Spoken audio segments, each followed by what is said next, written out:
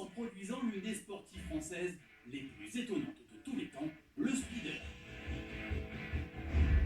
Lancée en 1995, cette barquette est également produite à Dieppe. D'ailleurs, elle aurait dû s'appeler Alpine. Mais la firme aux losanges préféra garder ce modèle sous son giron pour des raisons marketing. La recette est simple, très simple même. On prend une caisse légère, dépourvue du superflu, on lui greffe un moteur 4 cylindres, 2 litres, emprunté à la Clio Williams justement, et on obtient une incroyable machine à sensation.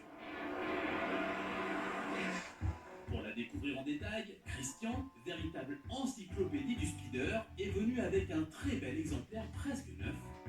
Idem pour Vincent et Aurore, des motards convertis au plaisir qu'offre cette Renault sans concession. Et si aujourd'hui les têtes se dévissent à son passage, à l'époque, le speeder n'a pas connu le même succès. Ça a très bien marché dans une certaine mesure, bon, ça a été un échec commercial complet.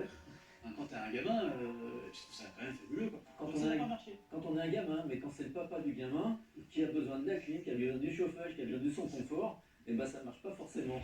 Résultat, très peu d'exemplaires seront produits, moins de 1800. Parmi eux, seulement un quart en configuration sous-vent. Le reste, comme celle-ci, disposait donc d'un pare-brise, mais même dans cette version, le confort n'était pas dans le cahier des charges. Alors l'intérieur, on va assez vite faire le tour, parce qu'il y a globalement il n'y a rien, Ouais, voilà, on peut se dire. Il Ouais. y a deux sièges, c'est déjà bien. Voilà. Un tout petit volant, ça c'est le volant d'origine. Volant d'origine, ouais. On est d'accord. Volant de cuir quand même. Volant de cuir quand Volant de même. cuir quand même. Ok, pas de chauffage. Non, pas de Bon, chauffage. on confirme. Ouais. Alors il paraît que comme le moteur est derrière, il chauffe quand même un peu les sièges devant. Un tout petit peu, ouais. C'est Ouais. un peu léger. Mm. Quand il y a 10 degrés, on dit coquet, mais là, avec 0 aujourd'hui, non, c'est. Oui, vraiment voilà, léger, quoi. ce qui fait à peu près 0 degré, donc il neige pas. C'est mais pas la bon, voiture c'est- idéale, quoi. Je peux monter avec toi, Christian? Pas de Tu soucis. veux faire un tour? Ouais. Allez, c'est parti, en voiture. Malgré son côté ultra fun et exclusif, le Renault Speeder aura donc un succès en demi-teinte. La faute notamment à sa mécanique un peu timide, seulement 150 chevaux qui, en dépit du poids plume de l'auto, ne parviennent pas à en faire un foudre de guerre. Moi je trouve que ça manque un peu de chevaux quand même.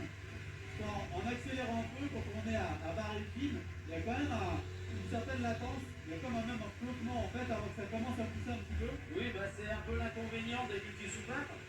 C'est-à-dire que tant qu'on n'est pas dans la zone de régime de couple, il faut le lancer. Donc à partir de 4000 tours, on sent qu'il lance. Oui c'est ça, c'est un moteur qui a besoin d'être un peu dans les origines. C'est ça, qui a besoin de santé, qui a besoin de s'exprimer.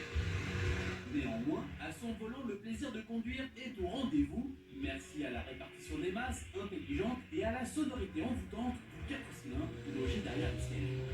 C'est vrai qu'on n'a pas besoin d'aller très vite pour prendre des sensations, déjà parce qu'on n'a pas de pare-brise et puis on a un peu le sentiment de conduire, c'est un peu comme une moto en fait. On voit pas du tout le capot, on a l'impression que juste après le capot sort, directement c'est la route. C'est l'esprit motard dans un kart. C'est vraiment l'esprit motard. C'est marrant. On va pas très vite, mais alors c'est des sensations de fou quoi. Elles sont démultipliées complètement, C'est clair. puisqu'on est complètement au contact. C'est énorme. C'est pure sensation. Premier modèle affublé du logo Renault Sport, le Speeder est néanmoins taillé pour la balade. Par la suite, la branche sportive du constructeur français va se retrousser les manches pour sortir.